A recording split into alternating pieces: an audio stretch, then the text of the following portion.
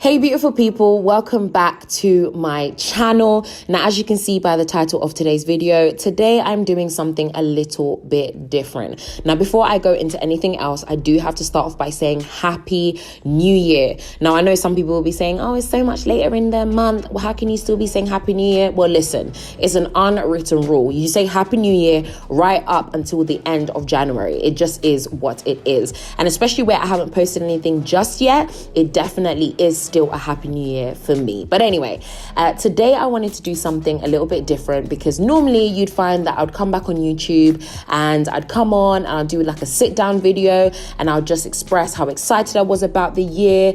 I might even talk about some of my goals, my aspirations, things that I want to get done in the new year, all of that good stuff. But this time I really wanted to take a moment to do something that I haven't really done before, and that is just to express a deep level of gratitude that I have.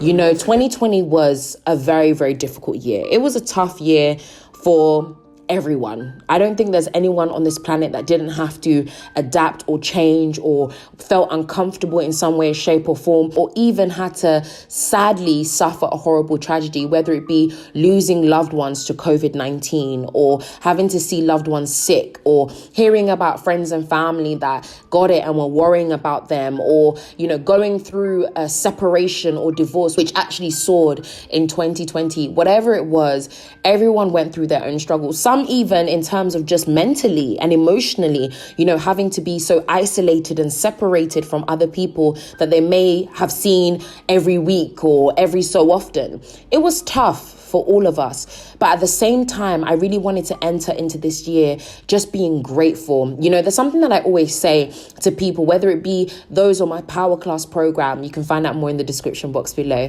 or those that, you know, speak to me. I always say that there's so much power in gratitude. You know, having a grateful heart opens up space for so many other incredible things. When you have a grateful heart, you focus on the positive. When you have a grateful heart, you allow yourself to look past the pain. I'm not saying dismiss it, but I'm just saying being able to look past that, look at the beauty of things and attract more of that in your life. And there are so many things that I am so grateful for. Though 2020 wasn't the easiest year, I mean, it was also one of the most incredible years of my entire life. I got to marry my absolute bestest of best friends, of which, by the way, the entire video is coming very, very soon. People keep asking me, do not worry, guys. I haven't forgotten about it. I haven't forgotten about posting it up. It will definitely be coming soon. We're just waiting for the editors to get back to us with the full video. But I got the opportunity to marry the love of my life, the most incredible man that I know on this planet. A man with the most amazing, kind, loving, caring, considerate heart that I have seen on pretty much anyone. I got to marry him this year. We got to marry each other and we got to make a commitment before our friends and our family. Granted, not everyone could be there. Most people were online watching on Zoom. Can you imagine? What a crazy year we had where people were watching our wedding from Zoom. But people were watching our wedding online, and we were able to have our marriage witnessed by so many people in different parts of the world. Some family members who were back home in Congo, some family members who were in France and Belgium, friends who are in different countries as well. We got to make a commitment to each other in front of all of our loved ones, and we got to do that in the midst of an entire pandemic. Then on top of that as well, my now husband, I can call him husband now, my now husband and I moved into a beautiful brand new apartment. Obviously, he moved in first in August. Then after we got married, literally on that day, we left and I moved in that very same day. And now we have this gorgeous apartment that we live in. Again, we got that right in the middle of this crazy, crazy time that was the pandemic. There's so many things to be grateful for. And again, I don't say this to minimize anyone's pain. I know that people lost loved ones, people went through so many things, but I really do hope and pray that even in the midst of it, we can all remember to be grateful. Be grateful whether it be that we just woke up in the morning when so many people didn't. Be grateful whether it be that we just have food on our table, or we have, the internet to be able to watch things. We have our schools and education, and though they might be closed and things are not necessarily going the way that we would want, but the fact that we have access to tools and resources online, that in itself is something to be grateful for. And honestly speaking, I know that while 2020 was a really, really tough year, I just look back and I just say, thank you, Jesus. I thank God from the bottom of my heart. I thank God that he kept me, that he kept my family, that he kept my friends, that even though it was tough and we had to be separated for most of the time, we were able to have moments that we could share together. That even when we had those brief moments where we could go out again and we weren't locked down, we could go to the shop and buy food, and we could do what it is that we wanted to do, go to the cinema or whatever it was, even though again it was a brief moment. Just being able to enjoy those things was such a huge blessing. And I really do pray and hope that as we step into 2021, that is the heart that we're going to carry into 2021, a heart of gratitude, a heart of gratefulness. Because believe me, whatever you focus on, whatever your heart, your mind, your spirit, your soul really, really focuses on and spends time on is what will continue to manifest and to grow. So if you're spending so much time and you've entered 2021 saying, well, we've still got the same problems of 2020, nothing has changed anyway, and you're bitter and you're angry and you're frustrated and you're upset, I promise you, if you don't deal with those things, it will continue to manifest and to grow and continue to follow you into 2021. But instead, I want you to try something a little bit different. Instead, I want you to take a moment, look at what you have around you, and it might not even be a lot. You might not live in a mansion. You might not necessarily have all the people that you thought were still going to be in your life. Maybe you are the individual that went through a breakup. Maybe you are the individual that went through a separation. Maybe you are the individual that lost a loved one. Maybe you are the individual that lost a job. Maybe it doesn't look exactly how you thought it was going to be. But I want you to look at yourself, just pinch yourself if you have to, and say, wait a minute, the fact that I'm still breathing, the fact that I'm still here when there are so many people that sadly did not make it, shows that there's still something that I have to offer on this earth. And as long as I have that, I have everything that I need. Yes, the cars, the shoes, the clothes, the money, all of that stuff is all amazing. And I hope and pray that we all get it. Listen, we're going to be where the money reside, honey. But as we are on the journey to that, as we make our way to those things, I hope that you stay focused on a couple of other things that are probably even more important. And that are things like your heart, your spirit, your soul, your peace, your energy, your love. Those are the things that truly matter. Those are the things that truly make a difference in an individual's life. And those are the things that I know that I'm going to be holding in my hand, and I'm going to be gripping onto it so hard, because I recognize that while money can buy so many other things, it can't buy time, it can't buy our loved ones, it can't buy our peace, it can't. So those are the things that I want to go into 2021 focusing on. Yes, I have a whole bunch of goals and aspirations and dreams, and trust me, I'm going to tick those things off of my list. I will. But the foundation that all of that lays on is going to be so different from any other year. So as we step into a brand new year, guys, I want you to assess yourself, assess your heart, assess your spirit, assess your soul. Where do all of those things stand? And where do you want to be in 2021? Who do you want to be in 2021? If you've got baggage and you've got burden, let it go. Because in 2021, you're going to need to be light so that you can soar freely and you can soar high. Thank you guys so much for watching. I really do hope that you like this video. Don't forget to like, subscribe, and share. And I cannot wait to see you guys in 2021. I have so much more coming for you. All I can say is have high expectations, because this year, I know that I'm going to deliver. Let's have a great year, guys. In fact, let's have the best year of our lives yet. I was 18 years old when I got married. I belonged to a very conservative family, a Baloch family, where Good daughters never say no to their parents. My father wanted me to get married, and all I said was, if that makes you happy, I'll say yes. And of course, it was never a happy marriage. Just about after 2 years of getting married, about 9 years ago, I met a car accident. Somehow my husband fell asleep and the car fell in the ditch. He managed to jump out, saved himself. I'm happy for him.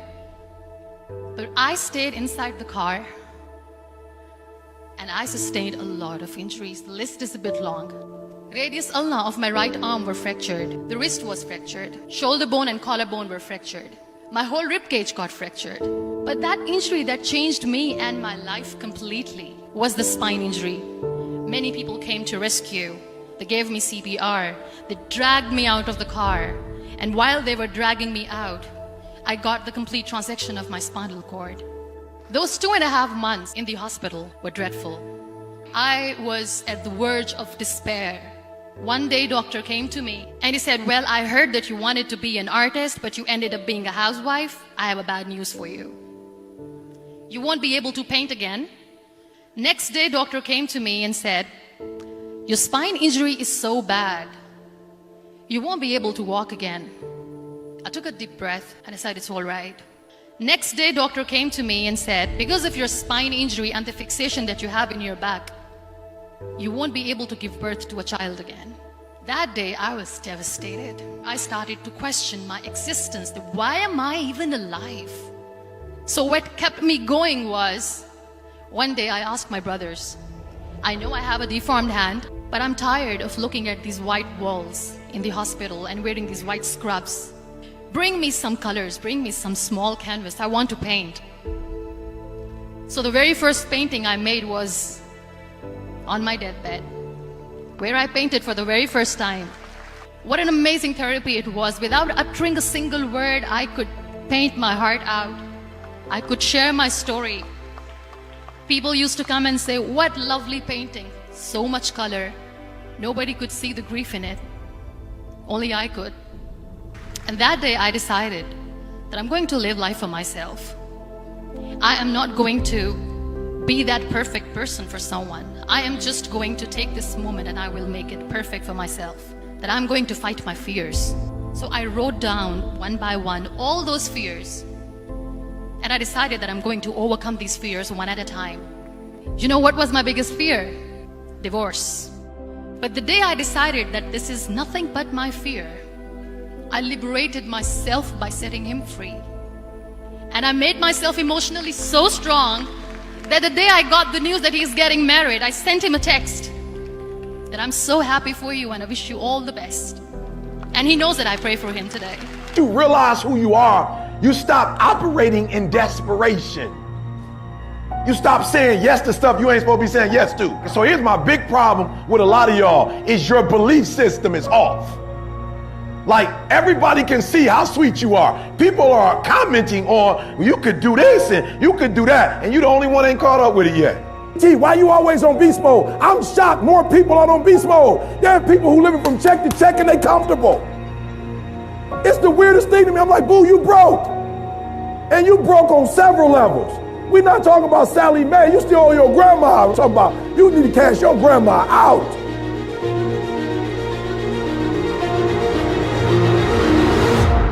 Listen to me, unless you number one in your industry, you shouldn't be chilling. And if you number one in your industry, you got enough common sense to know you better not be chilling. Every single day of my life, I feel like giving 120. Every single day. Somebody said yesterday, E.T., you gave 120. What you gonna do tomorrow? I said, I don't know. Give 140. I don't know, but I don't have days where I don't feel like it. Why? Because I'm counting on me. My wife's counting on me. My son's counting on me. I don't have days to waste. I'm on government assistance and I run out of money and I had to buy Pampers for Jelani. And I had $11.42 in the bank. And I remember wrapping my son in a towel for 2 days. I remember the second day, like you said, I had my hand on Jelani's stomach and I said, don't worry, baby. Mommy will never be this broke or broken again. And that day, what shifted for me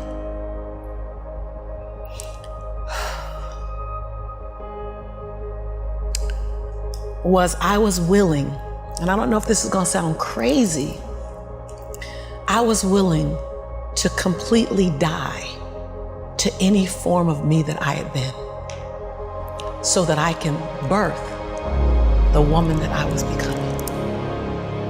The reason why a lot of people won't become who they want is because they're too attached to who they've been. And you hear it all the time when people say, I've always been this way. Okay, well, if that's working for you, keep doing that. I knew it wasn't working for me any longer. I had hit my version of rock bottom. So I was willing to let go of everything and everybody. See, another reason why people won't get there is because the doorway is for you to fit through. You're trying to carry everybody else through because you're trying to be Rescue 911. And you got to rescue you first.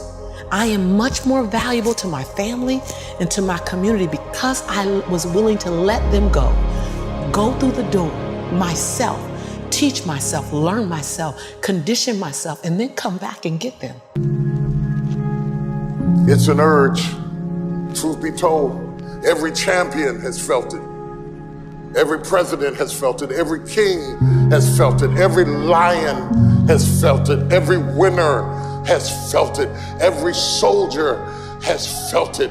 Every victorious person has felt it. The urge to quit. Don't you give up on your dream. I don't care if you don't have the money, you don't have the help, and you don't have the family for it, and you don't have the background for it, and you don't have the friends for it. Don't you give up on your dream. Don't you do it. Don't you do it. Don't you do it. It may take you twice as long. You may have to take courses and classes. You might not read as fast. You might not move as quick. You might not have as much, but don't you quit.